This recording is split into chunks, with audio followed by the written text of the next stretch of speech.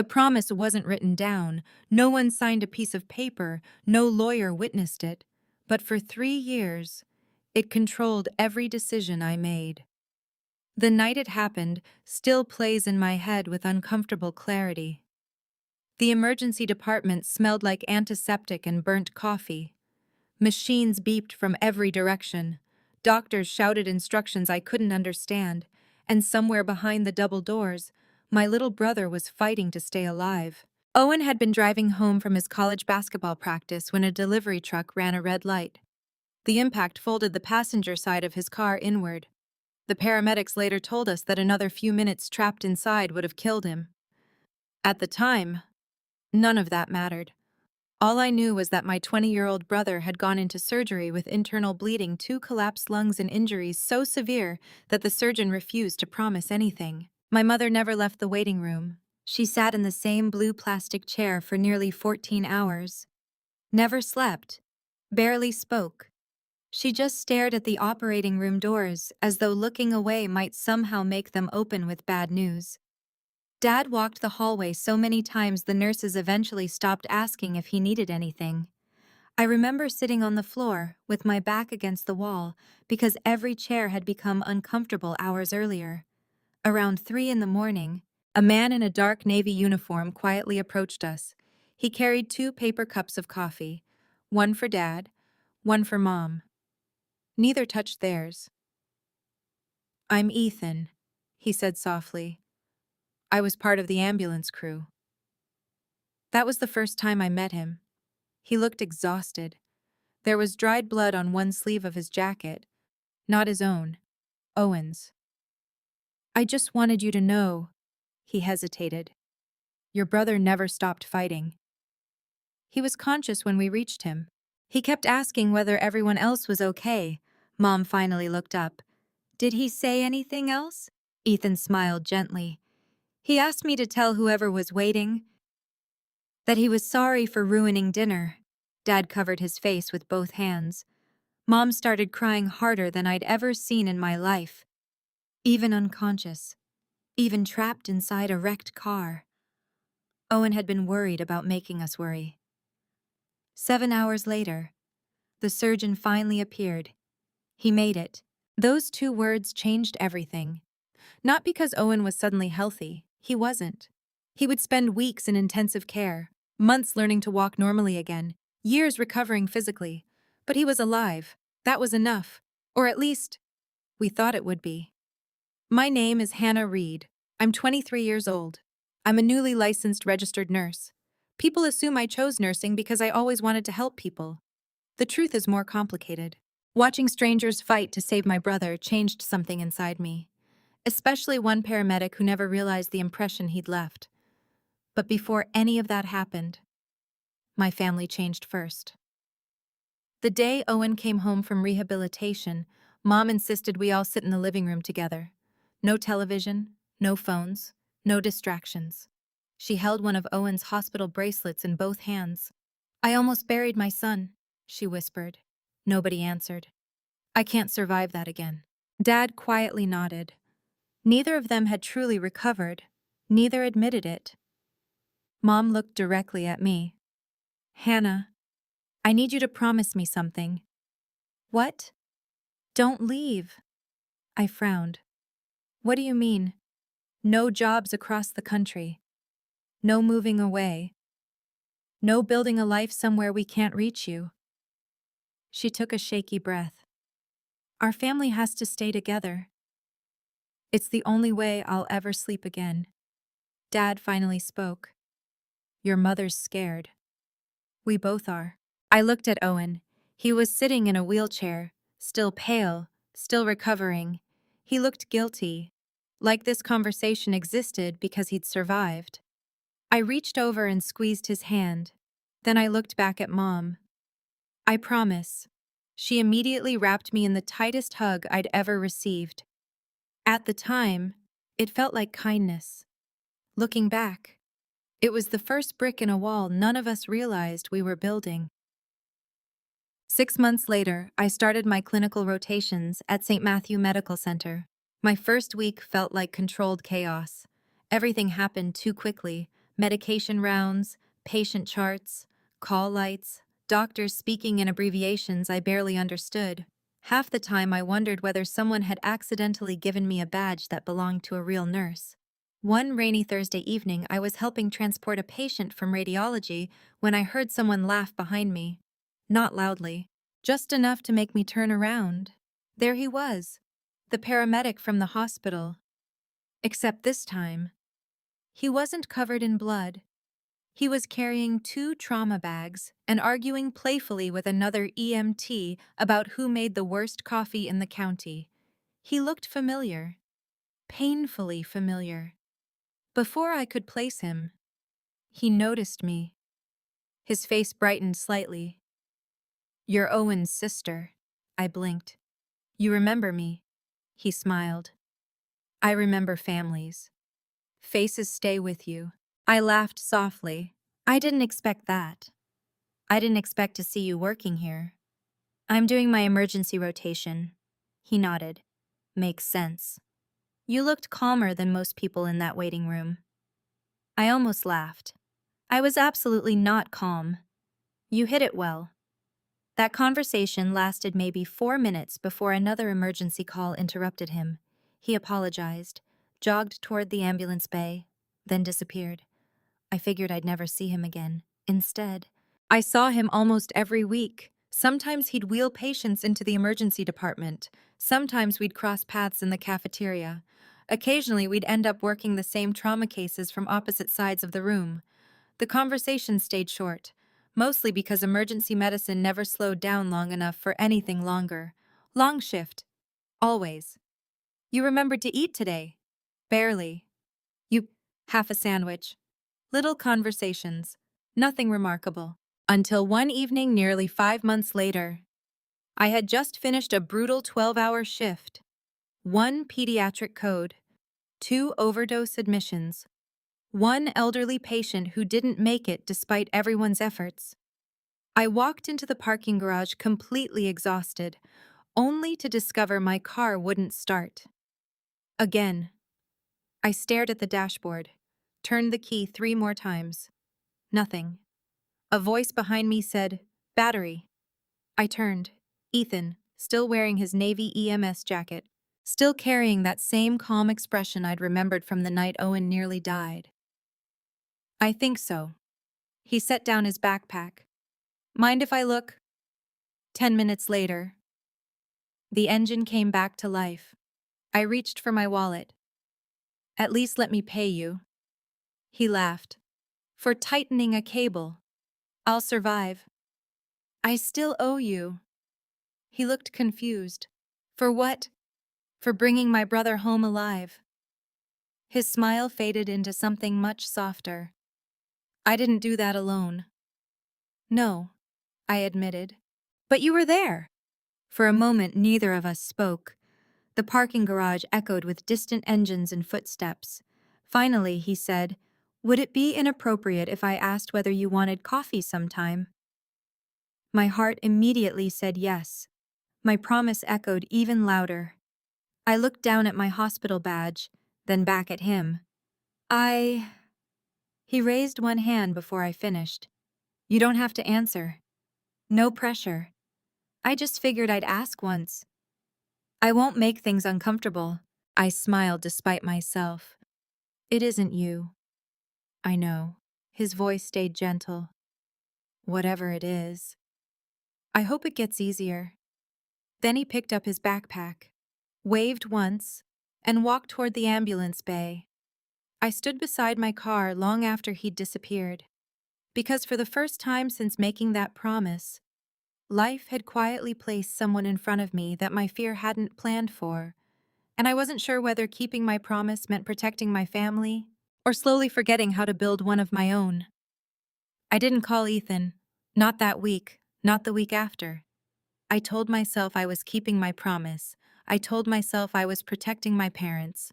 Mostly, I was trying to convince myself. Life has a strange way of ignoring the plans we make for it, because no matter how carefully I avoided Ethan, the emergency department kept putting us back in the same room. One afternoon, a multi-car collision flooded the trauma center, Stretchers lined the hallway. Every available nurse was pulled into the emergency bays. I had barely finished hanging blood products for one patient when the ambulance doors burst open.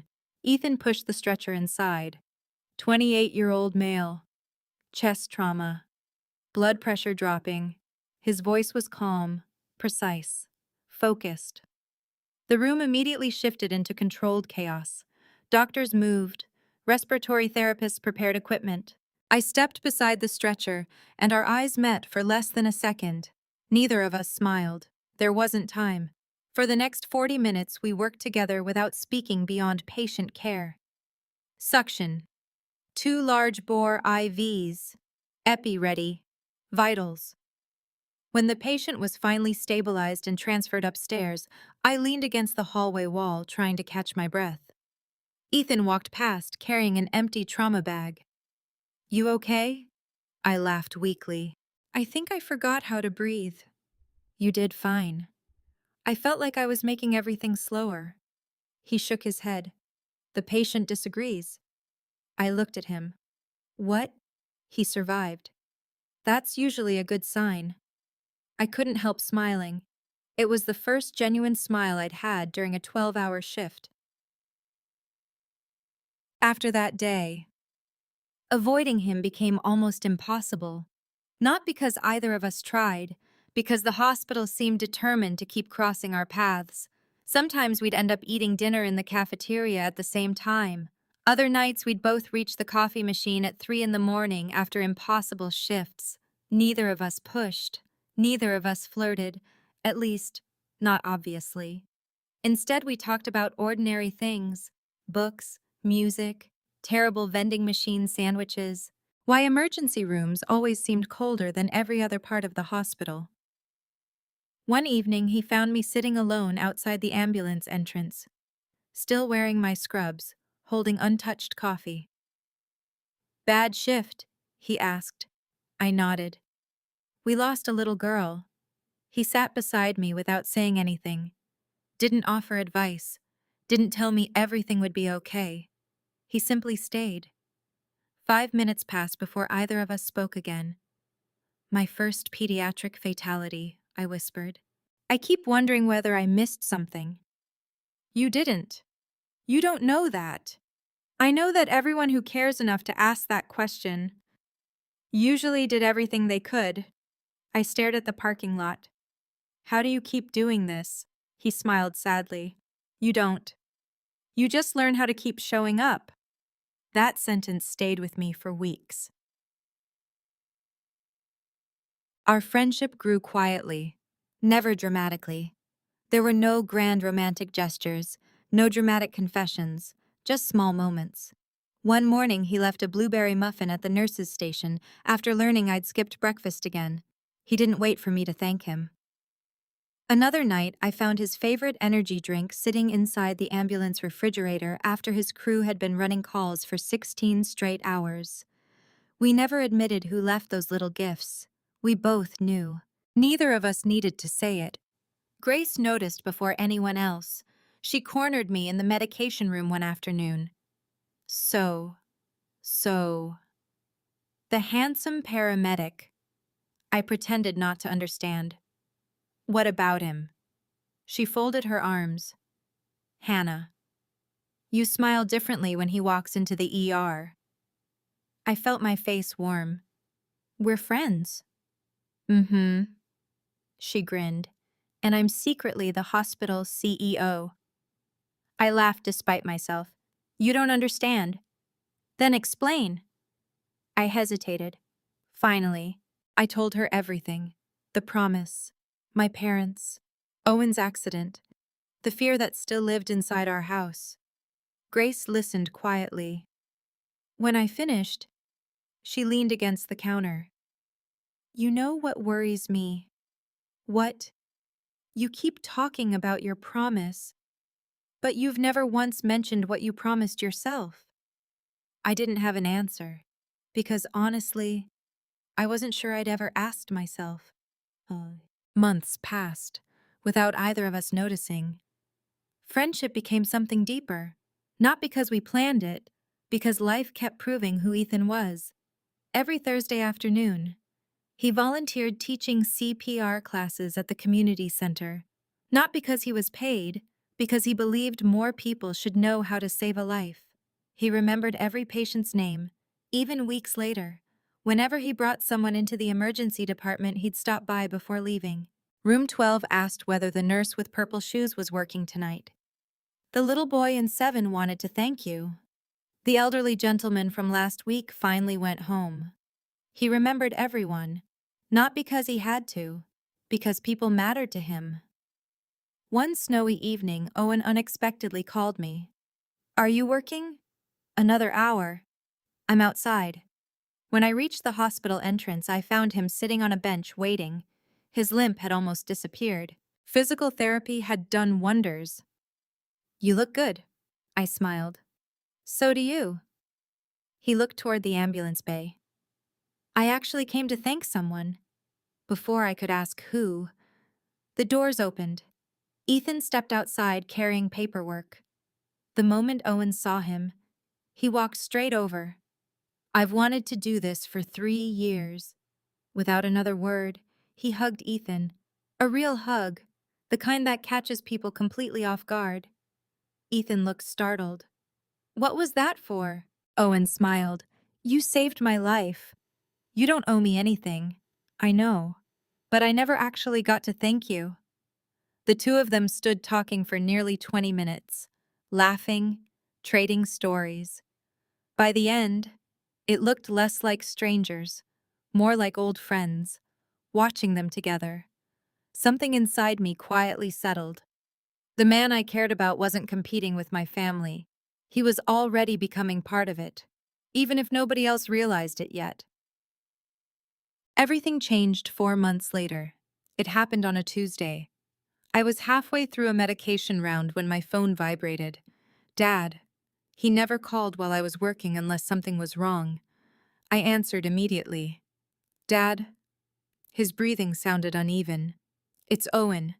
Every muscle in my body tightened. "What happened?" "He collapsed during physical therapy. They're taking him to Memorial." "I thought he was with you." "No. They're bringing him now. I'll be there." I ran before the call even ended. When I reached the emergency entrance, 3 ambulances had just arrived. Doctors rushed through automatic doors. Nurses pushed crash carts. Then I saw him. Owen, unconscious, his skin almost gray, and beside the stretcher, running exactly the way he'd run 3 years earlier, was Ethan. He saw me immediately. "Hannah." His voice stayed calm despite everything. "We've got him." "What happened?" "He lost consciousness.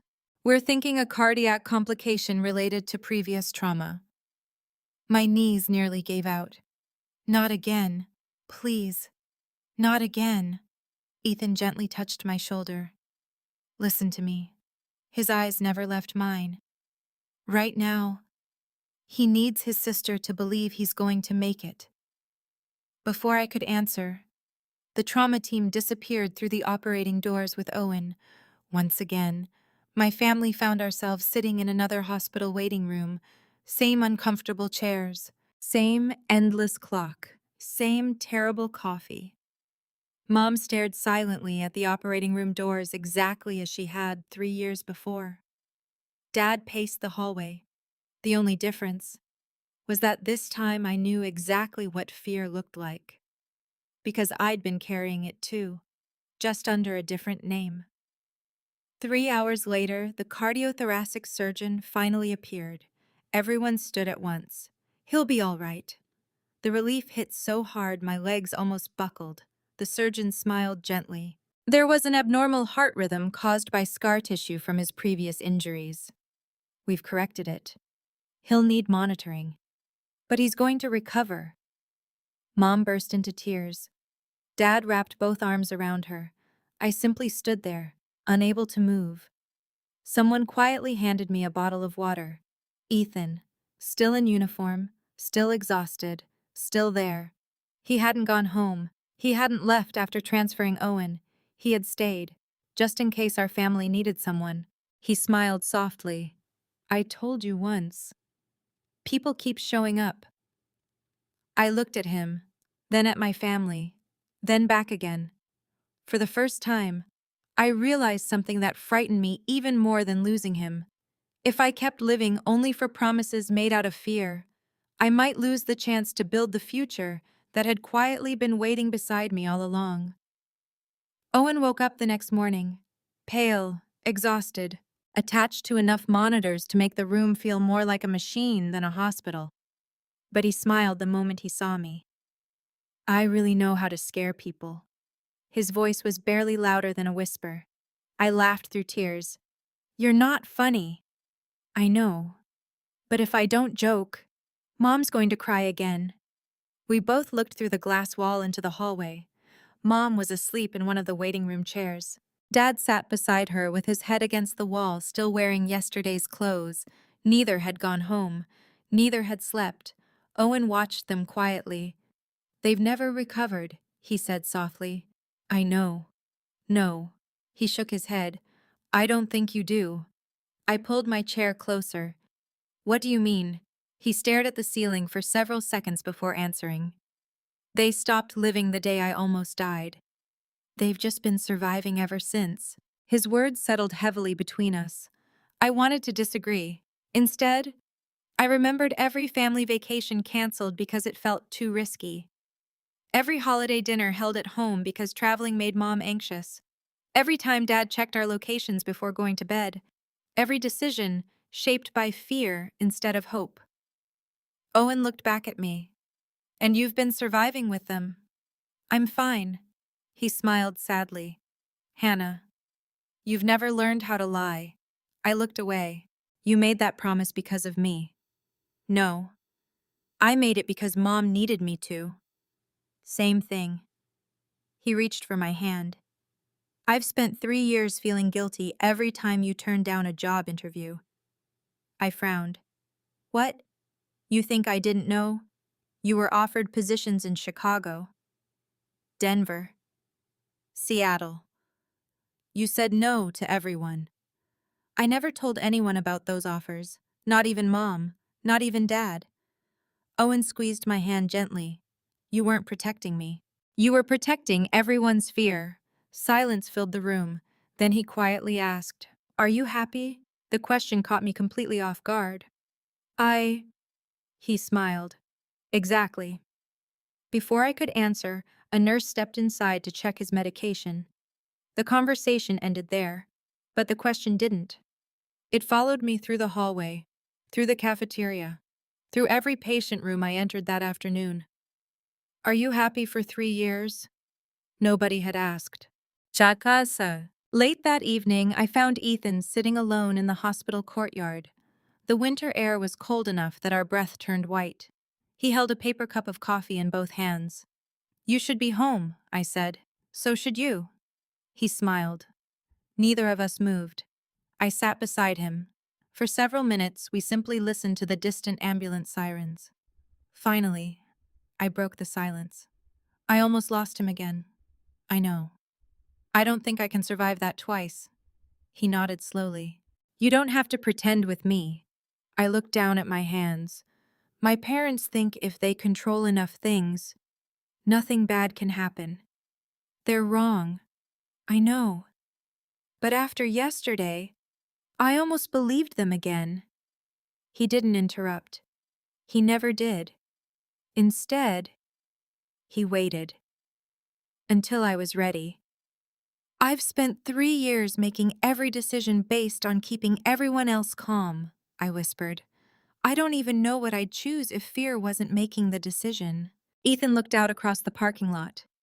Can I tell you something? Always. The night your brother's accident happened, I almost quit. I turned toward him. What? It was my first fatal-looking crash as lead paramedic. I thought he wasn't going to make it. I went home afterward and couldn't stop replaying every decision. He laughed quietly. My captain finally said something I'll never forget. What? He said. If fear starts making your decisions for you, it'll eventually convince you to stop living altogether. I stared at him. He smiled. I think about that sentence almost every day. We sat in silence again. Then he reached into his coat pocket. I've actually been carrying something around for weeks. He pulled out a tiny velvet box. No dramatic music, no grand speech, just a nervous smile I'd never seen before. Hannah. He opened it. Inside rested the simplest silver ring imaginable. No large diamond, just a tiny blue stone set into a thin band. It isn't expensive, he admitted. I know you're still paying off nursing school. I'm still paying off mine. I figured we'd probably spend our money on groceries instead. Despite everything, I laughed. He continued, I'm not asking you to choose me over your family. I'm asking whether you'd let me spend the rest of my life choosing you. I know about your promise. I know why you made it. And if your answer is no, I'll still be here. I'll still show up. I'll still bring terrible cafeteria coffee after difficult shifts. His voice finally cracked, needed you to know that I'd already chosen you a long time ago. I couldn't stop crying, not because I was surprised, because he had somehow managed to ask me to marry him, without asking me to abandon anyone. I nodded before I found words. Yes, he laughed. Is that an official yes? It's the easiest yes I've ever said. He slipped the ring onto my finger. It fit perfectly. For several minutes, neither of us spoke. We simply sat there holding hands beneath the hospital courtyard lights. The happiest moment of my life. In the same place where I'd almost lost my brother again. Life really is strange. The next afternoon, Owen was finally moved out of intensive care. He looked stronger already. Color had returned to his face. When Ethan stopped by after finishing his shift, Owen immediately noticed the ring. His eyes widened. You finally asked? Ethan rubbed the back of his neck. I did. Owen looked at me. And I held up my hand. He actually cheered loud enough that another patient laughed from the next room. I knew it. A nurse walked in and reminded him this wasn't a football stadium. He apologized, then started laughing again. Once the room quieted, he looked at both of us. So, when's the wedding? I hesitated. Ethan answered honestly. We haven't figured that out. Owen frowned. Why not? I looked down at the ring. My parents, he sighed. They'll never agree. I know. You planning to wait another 3 years? I promised Mom. No, he interrupted gently. You promised because everyone thought I might die. I'm sitting right here. I looked at him. It isn't that simple. He smiled sadly. No. It's actually much simpler than you think. He reached toward the hospital window where Mom and Dad were talking quietly in the hallway. They love us. But they've started confusing love with control. They think keeping us close will keep us safe. It won't. He looked directly at me. Hannah, my accident already stole 3 years from this family. Please, don't let it steal 3 more from you. The room became completely silent. Then he said something I never expected. If I hadn't survived, what would your biggest regret be? I didn't answer. Because I already knew. It wasn't the jobs I'd turned down. It wasn't the cities I'd never seen. It wasn't even the promise. It was the thought that I might spend years pretending not to love the man who had quietly stood beside my family through every ambulance ride, every hospital corridor, every impossible night, simply because everyone else was still afraid. Owen smiled gently. I think you already know what comes next. I looked at the engagement ring resting quietly against my hand. For the first time, it didn't feel like a secret. It felt like the beginning of the life I'd been postponing. And deep inside, I knew waiting wasn't protecting anyone anymore. It was only delaying a future that had already been patiently waiting for us. For the next week, neither Ethan nor I mentioned the wedding. Not because we weren't excited, because we both understood something had changed. This wasn't simply about two people getting married anymore. It was about whether fear would continue making decisions for our family. Every evening after work, I'd visit Owen before going home. His recovery amazed every doctor on the floor. By the fifth day, he was walking the hallway with only a physical therapist beside him. By the seventh, he was complaining about hospital food again. According to every nurse, that was the surest sign he was getting better. One afternoon, while we slowly walked laps around the cardiac wing, Owen suddenly stopped beside one of the large windows overlooking the parking lot. "Look," he pointed toward the ambulance entrance. Below us, Ethan was helping an elderly man out of the back of an ambulance. The man looked frightened, disoriented. Instead of rushing him inside, Ethan slowed down. He rested one hand gently on the man's shoulder, smiled, said something neither of us could hear. A moment later, the elderly man smiled back. Only then did Ethan continue walking. Owen chuckled quietly. "You know, I've watched him do that every single day." "What?" "He never treats people like emergencies. He treats them like people." I smiled. "That's who he is." Owen leaned against the window. "I've spent 3 years wondering whether I ruined your life." "You didn't." "I know." He nodded. "But I've felt it anyway." I stayed silent, because guilt doesn't disappear simply because someone tells you it should. Finally, he turned toward me. "Hannah, I want to ask one selfish favor. Anything. When you get married, don't do it because I told you. Do it because you've already decided." I looked down at the engagement ring. The answer had been inside me for weeks, maybe months. "I already have." He smiled. "I figured, so." 3 nights later, Ethan invited me to dinner after my shift. Nothing fancy. A tiny diner 2 blocks from the hospital where nurses and paramedics practically kept the place in business.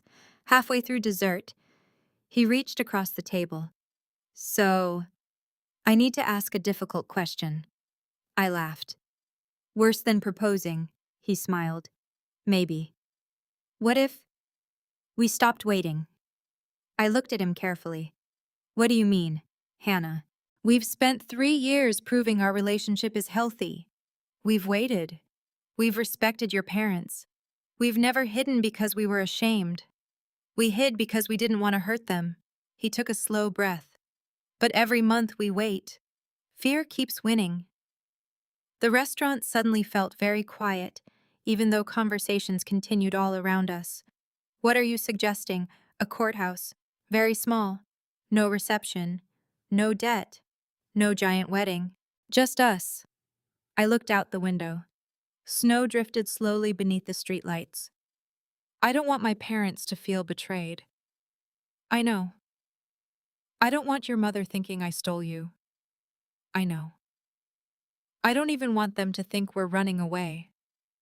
He nodded after every sentence, then quietly said, "We're not running. We're beginning." Those 3 words settled somewhere deep inside me. Beginning. Not escaping. Not hiding. Beginning. I reached across the table and intertwined my fingers with his. "When?" He looked surprised. "You're saying yes. I'm asking when." He smiled so broadly I thought the waitress might notice. "Next Saturday." I laughed. "You've already checked." "I may have called the courthouse." "You impossible man." "I prefer prepared." "So, next Saturday." I squeezed his hand. "Next Saturday." The ceremony lasted less than 10 minutes. The entire wedding fit inside one small room on the second floor of the county courthouse. Cream-colored walls, a wooden podium, sunlight streaming through tall windows. No flowers, no orchestra, no hundreds of guests. Only 5 people. Me, Ethan, Grace, Owen, and Dr. Leonard Harris, the cardiologist who had treated Owen through both hospitalizations. He'd become something of a mentor to our family over the years. When I asked whether he'd witnessed the ceremony, he smiled. I've spent years watching both of you fight for other people. It'll be nice watching you choose yourselves for once. Grace helped me zip up a simple ivory dress. Nothing extravagant, just elegant enough to mark the day. She stepped back. You look happy. I looked in the mirror. For the first time in years, I really did. Owen entered a few minutes later wearing the navy suit he'd insisted on buying despite everyone telling him he didn't need one. He whistled dramatically. My sister cleans up pretty well. I rolled my eyes. You practiced that? Obviously. He hugged me carefully. Grandma would have loved today. My throat tightened. I know. So would Grandpa. Before I could answer, a gentle knock came at the door. The courthouse clerk smiled. They're ready. The ceremony itself felt beautifully ordinary. The judge asked us to join hands. She spoke about partnership, trust, choosing one another every day, nothing dramatic, nothing theatrical, exactly what we wanted. When Ethan said his vows, he looked directly into my eyes. I promise that I'll never ask you to choose between loving your family and building one with me. If those two things ever come into conflict, I'll help carry the weight with you. Tears immediately blurred my vision. When my turn came, I took a shaky breath. I spent years believing love meant protecting people from losing me, I whispered. You taught me that sometimes love means trusting people enough to let them walk beside you. I promise that no matter how frightened life becomes, I'll never let fear make our decisions again. The judge smiled. By the authority vested in me, I now pronounce you husband and wife. Ethan kissed my forehead first, then my lips. Grace clapped. Owen actually wiped away tears before pretending something had gotten into his eye. Dr. Harris laughed quietly. I've signed a lot of discharge papers, he said. This is definitely my favorite signature today. We all laughed. Someone took photographs on a phone. Nothing professional, nothing staged, just real. Outside the courthouse, snow had started falling again. Large, soft flakes drifted through the cold afternoon air. We stood together on the courthouse steps. No photographers waiting, no guests throwing rice. Only the five of us. And somehow, it felt perfect. That evening, Ethan and I sat in our tiny apartment eating takeout Chinese food directly from the cartons because neither of us had remembered to buy plates after moving in. I looked down at the wedding band resting beside my engagement ring, no longer hidden, no longer tucked beneath my shirt, no longer something I had to explain away. I smiled. We should tell them. Ethan set down his chopsticks. Tonight, I nodded slowly. If I wait, I'll start hiding again. And I'm tired. He reached across the table. So am I. I picked up my phone. My thumb hovered over my mother's contact. For nearly a full minute, neither of us spoke. Finally, I pressed call. Because the hardest part wasn't marrying the man I loved. The hardest part was believing my family might eventually learn that my happiness wasn't something they had to fear. It was something they could choose to share. My mother answered before the second ring. Hannah. Her voice sounded tired. Everything okay? I looked at Ethan. He gave my hand a gentle squeeze. No, I said honestly. Everything's different. There was a brief silence. What happened? I need to come over. Can Ethan come too? Another pause. Longer this time. All right. We'll be here. Neither of us spoke during the drive. The familiar streets looked strangely different. Not because the neighborhood had changed, because I had. For 3 years, every trip to my parents' house had begun with anxiety. Tonight, it began with honesty. When we pulled into the driveway, Owen's car was already there. I frowned. He beat us. Ethan smiled. I have a feeling your brother already knows what we're about to say. He probably does. We walked to the front door together. This time, neither of us let go of the other's hand. Mom opened the door. She looked at Ethan, then at our joined hands. Her eyes slowly dropped to the wedding band on my finger. She didn't say anything. She simply stared. Dad appeared behind her. "What is it?" Then he saw the ring. The color disappeared from his face. Nobody spoke, not for what felt like an entire minute. Finally, Mom whispered, "Hannah." I nodded. "We got married." The words sounded strangely peaceful, like they had been waiting years to be spoken aloud. Mom closed her eyes. Dad slowly sat down on the hallway bench without saying anything. Neither of them yelled.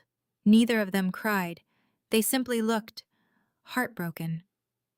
I thought, Mom struggled to find the words. I thought we still had time. I walked closer. You were never running out of time. You were afraid of it. Dad finally looked at Ethan. You knew. Ethan nodded. Yes. And you still married her. Yes. You understood what we'd asked. I did. Dad folded his hands together. Then why? Ethan answered so quietly I almost missed it. Because your promise asked Hannah to stop living. It wasn't protecting her anymore. It was protecting everyone's fear. The room fell completely silent. For a long moment, nobody challenged him, because somewhere deep inside, they knew he wasn't wrong. Then something unexpected happened. Owen stood up. I think it's finally my turn. Everyone looked at him. He walked slowly into the middle of the room. I've listened to this conversation for 3 years. He looked first at Mom, then Dad. You've both spent every day trying to make sure I never got hurt again. Tears filled Mom's eyes. We almost lost you. I know, and I'll never forget that. He smiled gently. But you also almost lost Hannah. Dad frowned. What? You just didn't notice. The room became impossibly quiet. Owen looked toward me. Every job she turned down. Every trip she canceled. Every decision she made because she thought it would help you sleep. He took a slow breath. I watched my sister slowly disappear.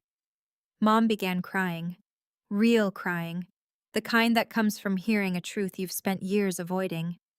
I never wanted that, she whispered. I know, Owen answered. But intentions don't erase consequences. He walked toward Ethan. 3 years earlier, this man had pulled him from a crushed car. Today, he stood beside him as family. You know something funny? Owen smiled. The person Mom and Dad were most afraid of is the same person who kept helping our family every chance he got. Dad looked confused. What do you mean? I frowned. What? Ethan looked uncomfortable. Please don't. Owen ignored him. The anonymous donation that covered my physical therapy after insurance stopped paying. He looked directly at our parents. That was Ethan. I turned toward him. What? Ethan rubbed the back of his neck. It wasn't anonymous enough, apparently. I stared. You never told me. You already had enough to worry about. Mom looked stunned. The meal deliveries after Hannah started working night shifts. Ethan. The wheelchair ramp someone paid to install at our house. Ethan. The blood donation during my second surgery when the hospital needed my rare blood type. Ethan. Dad slowly looked toward him. You, Ethan interrupted softly. It wasn't a big deal. It was to us, Dad whispered. You never asked for recognition. I wasn't helping so someone would notice.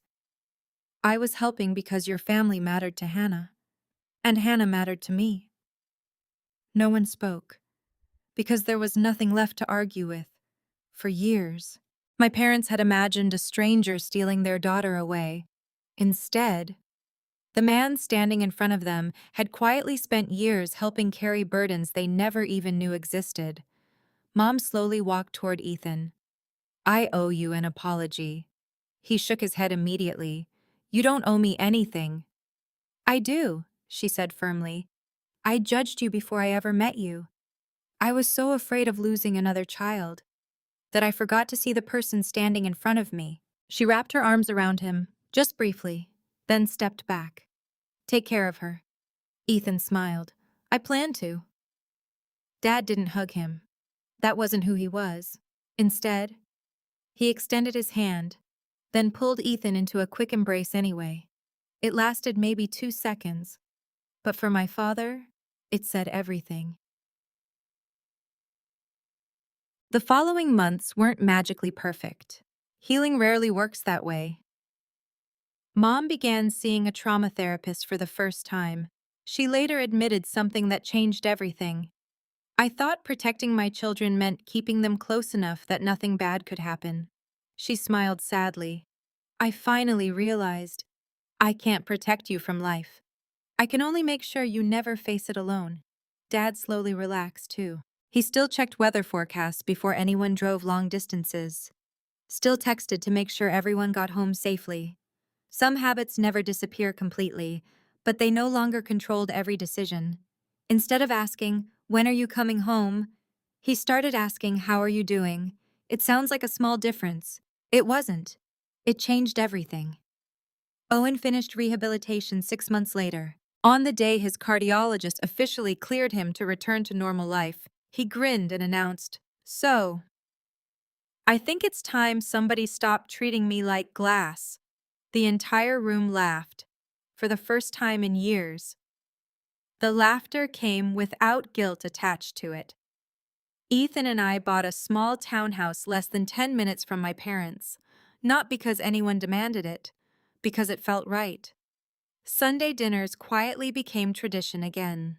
Mom learned Ethan's favorite dessert. Dad and Ethan spent entire afternoons arguing over barbecue techniques in the backyard. Grace joked that my husband had somehow become my father's favorite child. Honestly, she wasn't completely wrong.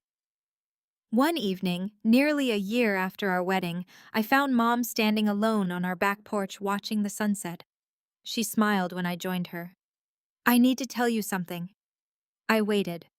The night Owen's accident happened, I promised myself I'd never feel that helpless again. She looked down at her hands. So I tried controlling everything. I know. I thought fear was keeping everyone alive. She laughed softly through tears. It wasn't. It was just keeping everyone from living. I slipped my arm around her shoulders. You don't have to be afraid alone anymore. She rested her head gently against mine. No, I don't. A week later, on our first wedding anniversary, Ethan surprised me with a weekend cabin by the lake. Nothing extravagant, just quiet. The morning we arrived, I stepped onto the dock with a cup of coffee and watched the sun rise over perfectly still water. My phone buzzed. A message from Mom. "Happy anniversary. Thank you for teaching us that letting go isn't the same as losing someone. Sometimes it's how you make room for the life they're meant to build." A few seconds later, another message arrived. Dad had added only one sentence. "I'm proud of the family you've built, and grateful you never stopped believing we'd eventually find our way into it." I showed the messages to Ethan. He smiled. "I told you." What? Families heal. Sometimes they just need someone brave enough to take the first step. I looked across the lake, then down at the wedding ring that no longer needed to be hidden beneath my shirt. For years, my parents believed love meant holding on as tightly as possible. I believed love meant never disappointing them. We were all wrong. Love isn't measured by how tightly you hold the people you care about. It's measured by whether they still know where home is, even after you've given them the freedom to leave. Because fear built walls around our family. But love quietly opened the front door and showed us there had always been enough room for everyone. This story really stayed with me. You know, it's easy to mistake fear for love when you've been through something traumatic. Hannah's parents weren't trying to control her because they didn't care. They were trying to protect the only thing they couldn't bear to lose again. But love built on fear eventually becomes a cage, even when it's made with the best intentions. What I admire most is that Hannah didn't choose between her husband and her family. She chose honesty, patience, and compassion. And sometimes that's exactly what a broken family needs to heal. What do you think? Would you have made the same choice?